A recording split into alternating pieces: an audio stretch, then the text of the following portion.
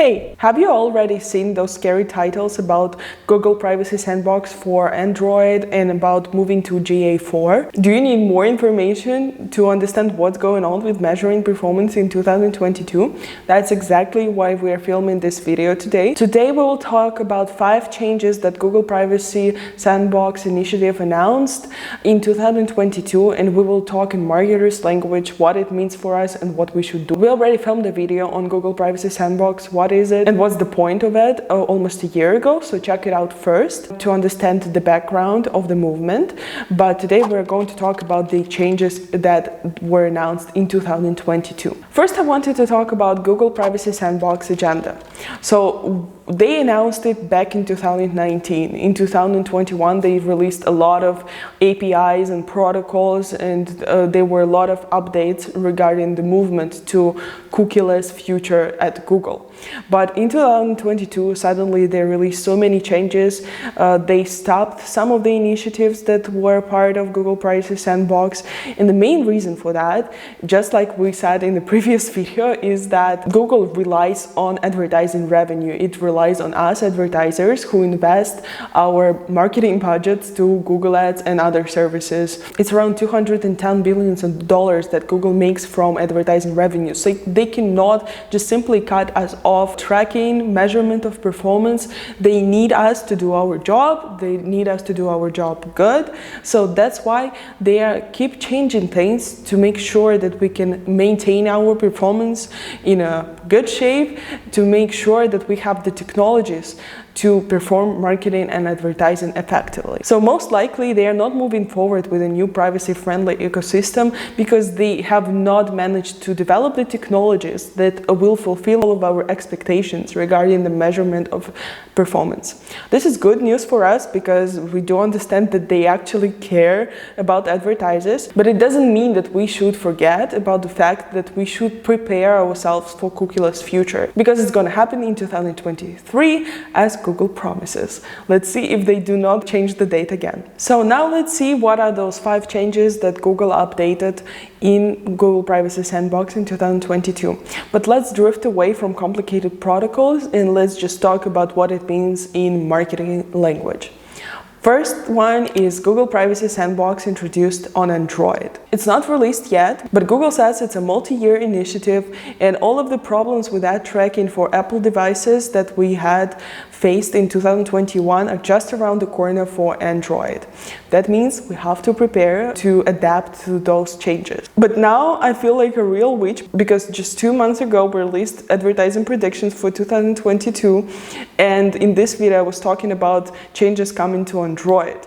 And that's exactly what happened. It was pretty obvious that changes would come to Android, so there is no magic involved, but this is just another reminder to subscribe to this channel and to follow the industry updates and to be aware of what's going to happen in advertising and marketing. But what does it mean for us, Google Privacy Sandbox coming to Android? When Apple introduced its update on iOS 14, the majority of advertisers moved advertising traffic to Android devices. Also, a lot of attribution modeling from Facebook and from Google heavily rely on accurate tracking for Android devices. So when Google Privacy Sandbox comes to Android, there will not be such loophole, and we will be in need to find a way how to accurately track the performance on Android devices as well. But I find really entertaining how in official statement Google says that blunt approach is proving ineffective, obviously pointing out to Apple's update, and because it was really random and out of nowhere for many of us.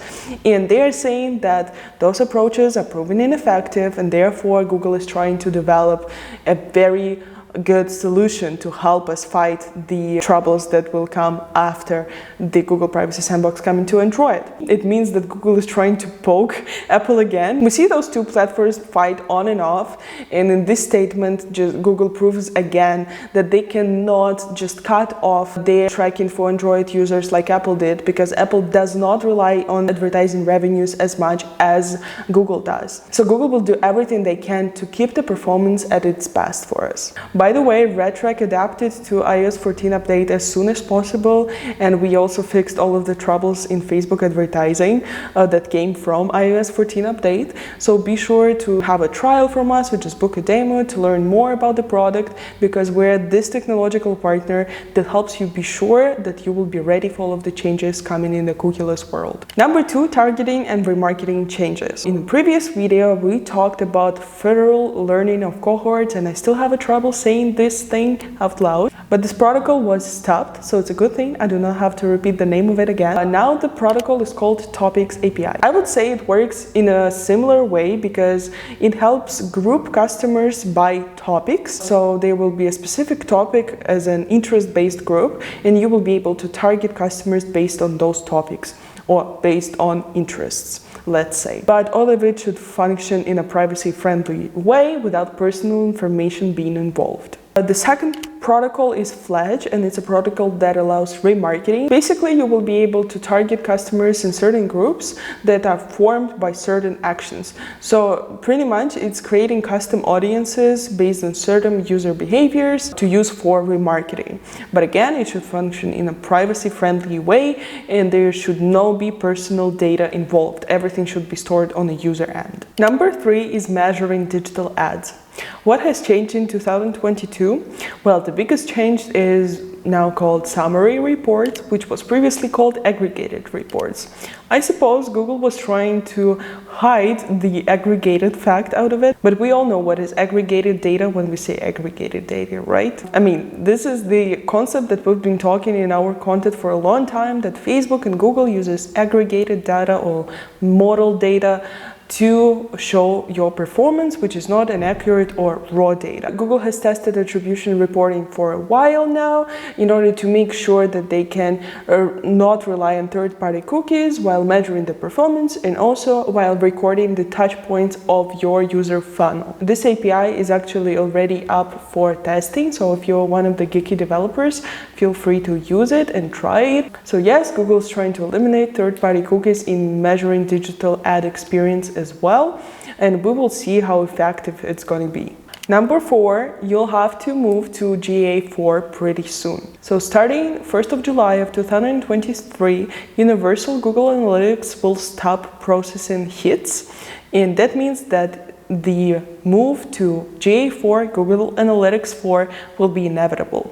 I know that for many marketers it's pretty tragic because we still have problems with navigating around GA4, but you have to be prepared now. You have to already invest time and resources in figuring out how GA4 works.